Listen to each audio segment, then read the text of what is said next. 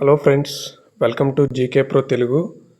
ఈ వీడియోలో మనము జాగ్రఫీకి సంబంధించి equator, tropic of cancer, tropic of కాప్రికాన్ల గురించి ఎప్పుడు రిపీటెడ్గా వచ్చే క్వశ్చన్స్ గురించి తెలుసుకుందాము. దానికంటే ముందుగా నేను గత వీడియోలో ఏదైతే ఎక్సర్సైజ్ క్వశ్చన్గా ఇచ్చానో దానికి ఆన్సర్ అనేది చెప్తాను చూడండి.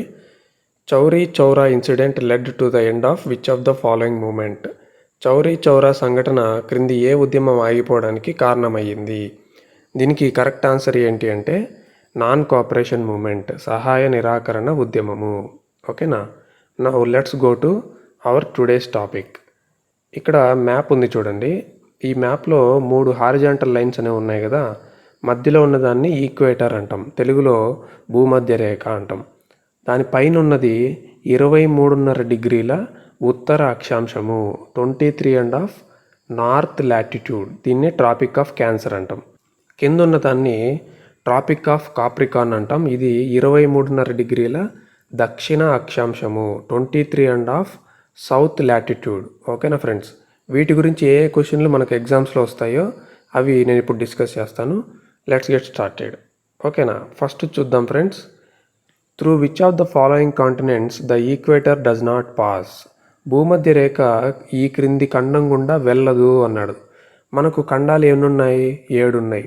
ఆసియా, ఆఫ్రికా, ఆస్ట్రేలియా, ఐరోపా, ఉత్తర అమెరికా, దక్షిణ అమెరికా, అంటార్కిటికా. మీరు కనుక మ్యాప్లో చూస్తే ఈక్వేటర్ అనేది ఫస్ట్ దక్షిణ అమెరికాను క్రాస్ చేసింది, తర్వాత ఆఫ్రికాను క్రాస్ చేసింది, తర్వాత ఆసియాలోని కొన్ని దేశాలని క్రాస్ చేసింది. అంటే ఈ 3 ఖండాల గుండా మనకు ఈక్వేటర్ అనేది వెళ్తుంది.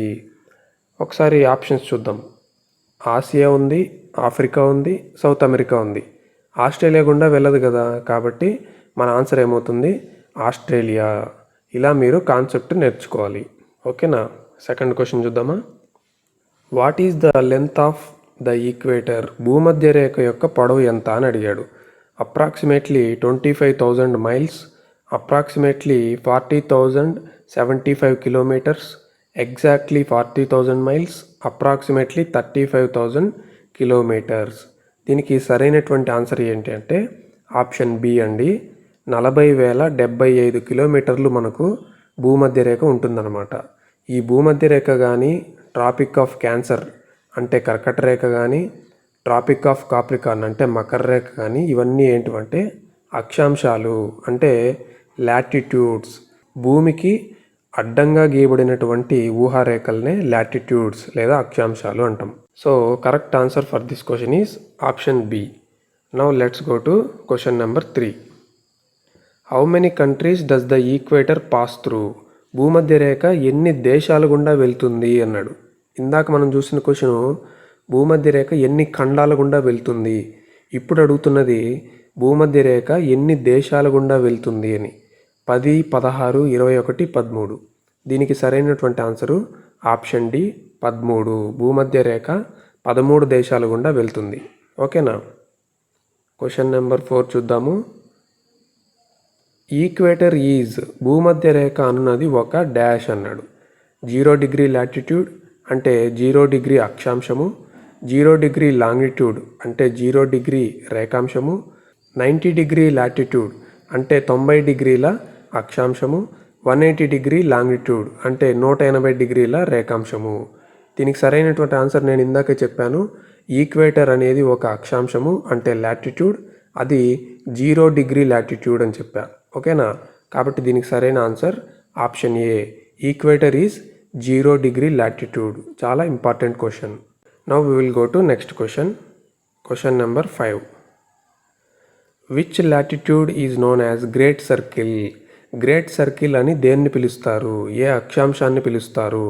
Trophic of cancer, tropic of capricorn, equator, 0 degree longitude. Great circle అని దేన్ని పిలుస్తారు అంటే భూమధ్య రేఖని పిలుస్తారు. భూమధ్య రేఖని ఏమంటారు ఇంగ్లీష్లో? ఈక్వేటర్ అంటాం. కాబట్టి option C is the correct answer. Next question number 6 చూద్దాము. Identify the correct latitudes of tropic of Capricorn and tropic of Cancer respectively. మకర రేఖ మరియు కర్కట రేఖ యొక్క అక్షాంశ విలువలను గుర్తించండి అన్నాడు. మనము ఇందాక ఏం నేర్చుకున్నాము? ఈక్వేటర్ నుంచి నార్త్ 23.5 degrees వెళ్తే మనకు వచ్చేది ట్రాపిక్ ఆఫ్ క్యాన్సర్ అంటే కర్కట రేఖ వస్తుంది. ఈక్వేటర్ నుంచి సౌత్ వైపు 23.5 వస్తే మకర రేఖ వస్తుంది అంటే కాప్రికార్న్ వస్తుంది. ఇక్కడ ఏమడుగుతున్నాడు, కర్కట రేఖ మకర రేఖ అని అడగలేదు కానీ ఫస్ట్ మకర రేఖ మళ్ళీ కర్కట రేఖ అన్నాడు. కాబట్టి మనం జాగ్రత్తగా చూసుకోవాలి, అన్నీ ఒకేలాగా ఉంటాయి మనకి ఎగ్జామ్స్లో ఆప్షన్స్. ఇక్కడ మకర రేఖ అంటే ఏంటి, 23.5 సౌత్, కర్కట రేఖ అంటే 23.5 నార్త్. సో ఆ ఆప్షన్ ఎక్కడుందో చూడండి, 23.5 సౌత్, 23.5 నార్త్. సో ఎక్కడ option A is the correct answer. అర్థమైందా? Next question number 7. ఓకే, ఈ క్వశ్చన్ చూసే ముందు నేను ఇంకో విషయం కూడా చెప్పాలనుకుంటున్నాను. మనకు ఈ ఈక్వేటర్ మరియు tropic of cancer, tropic of కాప్రికార్న్లకు సంబంధించి మరొక ముఖ్యమైన కాన్సెప్ట్ ఉంది. దాన్నే ఈక్వినాక్సెస్ అండ్ సాలిస్టిక్స్ అంటారు. అంటే విషవత్తులు మరియు ఆయనాంతాలు అంటారనమాట. ఏమంటారు? విషవత్తులు, ఆయనాంతాలు. ఈ విషవత్తులు అంటే ఈక్వినాక్సెస్ అంటే ఏంటంటే సంవత్సరంలో 2 సార్లు మనకు సూర్యుని యొక్క కిరణాలు భూమధ్య రేఖ మీద నిట్ట నిలువుగా పడతాయన్నమాట. ఓకేనా? ఆ 2 రోజులు కూడా మొత్తం భూమి అంతా కూడా పగలు రాత్రి దాదాపు సమానంగా ఉంటాయి. వాటినే విషవత్తులు అంటాం, ఇంగ్లీష్లో ఈక్వినాక్సెస్ అంటాం. ఓకేనా? దానికి సంబంధించే ఈ క్వశ్చన్. ఫస్ట్ స్టేట్మెంట్ చూడండి, during equinoxes sun appears directly on the equator. అవును, కరెక్టే. ఈక్వినాక్సెస్ అక్కర్ ఇయర్లీ ట్వైస్, సంవత్సరానికి 2 సార్లు విషవత్తులు అనేవి వస్తాయి. అవును, కరెక్టే. మూడోది చూడండి, during equinoxes the day and night times are equal around the world. ప్రపంచం మొత్తం కూడా ఈ 2 రోజులు రాత్రింబగళ్ళు సమానంగా ఉంటాయి. ఇది కూడా కరెక్టే. నాలుగో స్టేట్మెంట్ చూడండి, these occur on March 21 and September 22. ఈ 2 రోజులు ఏంటి అంటే మార్చి 21, సెప్టెంబర్ 22. ఈ 4 స్టేట్మెంట్లు కూడా కరెక్టే ఫ్రెండ్స్. చాలా చాలా చాలా ఇంపార్టెంట్, గుర్తుపెట్టుకోండి friends. So correct option is option D. ఓకేనా? నెక్స్ట్ క్వశ్చన్కి వెళ్తున్నాను. చాలా చాలా ఇంపార్టెంట్ క్వశ్చన్ ఇది కూడా. The tropic of cancer passes through dash Indian states. కర్కట రేఖ భారతదేశంలో ఎన్ని రాష్ట్రాల గుండా వెళ్తుంది? 7, 4, 8, 11. దీనికి సరైనటువంటి ఆన్సరు ఆప్షన్ సి. కర్కట రేఖ అనేది భారతదేశంలో 8 రాష్ట్రాల గుండా వెళ్తుంది. ఓకేనా? నెక్స్ట్ క్వశ్చన్, ఇది కూడా మనకు చాలాసార్లు ఎగ్జామ్స్లో అడిగారు. The sun rays fall directly on tropic of Cancer on. అంటే కర్కట రేఖపై సూర్యకిరణాలు నిట్ట నిలువుగా పడే రోజు. ఇందాక నేను భూమధ్య రేఖ మీద సూర్యుని కిరణాలు సంవత్సరంలో 2 సార్లు నిట్ట నిలువుగా పడతాయి, వాటినే ఈక్వినాక్సెస్ అంటే విషవత్తులు అంటారు అని చెప్పాను కదా. ఇప్పుడు కర్కట రేఖ మీద కూడా సూర్యుని కిరణాలు ఒకరోజు పడతాయి అన్నమాట నిట్ట నిలువుగా. ఆ డేట్ ఏంటి అని అడుగుతున్నాడు. ఆ డేటు మనకు జూన్ 21. గుర్తుపెట్టుకోండి ఫ్రెండ్స్, జూన్ 21.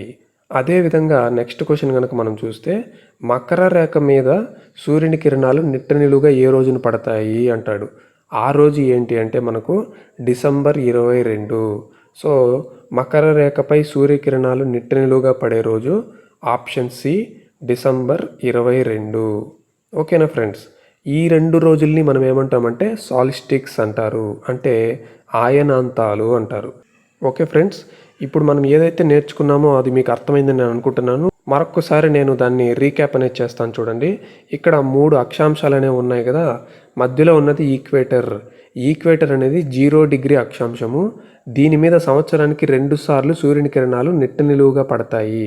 ఆ 2 రోజులనే ఈక్వినాక్సెస్ అంటారు, మార్చి 21, సెప్టెంబర్ 22. ఓకేనా? ట్రాపిక్ ఆఫ్ క్యాన్సర్ అనేది 23.5 డిగ్రీల ఉత్తర అక్షాంశము. దీని మీద మనకు సూర్యుని కిరణాలు ఎప్పుడు పడతాయి అంటే జూన్ 21 పడతాయి. ట్రాపిక్ ఆఫ్ కాప్రికార్న్ అంటే మనకు మకర రేఖ అని అర్థం, 23.5 డిగ్రీల దక్షిణ అక్షాంశము. దీని మీద సూర్యుని కిరణాలు డిసెంబర్ 22వ తేదీన నిట్ట నిలువుగా పడతాయి. కర్కట రేఖ మీద మరియు మకర రేఖ మీద సూర్యుని కిరణాలు నిట్ట నిలువుగా పడే రోజుల్ని మనము సాల్స్టిక్స్ అంటాము. వీటిని తెలుగులో ఆయనాంతాలు అంటాం. ఓకేనా ఫ్రెండ్స్? మీ కాన్సెప్ట్ చాలా క్లియర్గా అర్థమైందని అనుకుంటున్నాను, ఈ ఈక్వేటర్ మరియు కర్కట రేఖ మకర రేఖలకు సంబంధించి. మరి ఈ వీడియోలో కూడా నేను మీకోసం ఒక ఎక్సర్సైజ్ క్వశ్చన్ అనేది తయారు చేసుకొచ్చాను. ఆ క్వశ్చన్ చూద్దాము. The first vice president of India is. భారత తొలి ఉపరాష్ట్రపతి ఎవరు అని అడిగాడు. ఆప్షన్ ఏ శ్రీ బాబు రాజేంద్ర ప్రసాద్ గారు, ఆప్షన్ బి శ్రీ జకీర్ హుసేన్ గారు, ఆప్షన్ సి శ్రీ రాధాకృష్ణన్ గారు, ఆప్షన్ డి శ్రీ వివి గిరి గారు. దీని కరెక్ట్ ఆన్సర్ని మీరు కామెంట్లో నాకు తెలియజేయండి. నేను నెక్స్ట్ వీడియోలో కరెక్ట్ ఆన్సర్ నేను వివరిస్తాను. నెక్స్ట్ వీడియోలో మళ్ళీ నేను దీని గురించి ప్రస్తావిస్తాను. ఇలాంటి మరెన్నో వీడియోలు మీరు కనుక వాచ్ చేయాలనుకుంటే మన ఛానల్ని సబ్స్క్రైబ్ చేసుకోండి. ఎందుకంటే మంచి కంటెంట్ని నేను రెగ్యులర్గా అప్లోడ్ చేస్తూ ఉంటాను. ఓకేనా? Thank you for watching and I wish you all the best. Okay, by.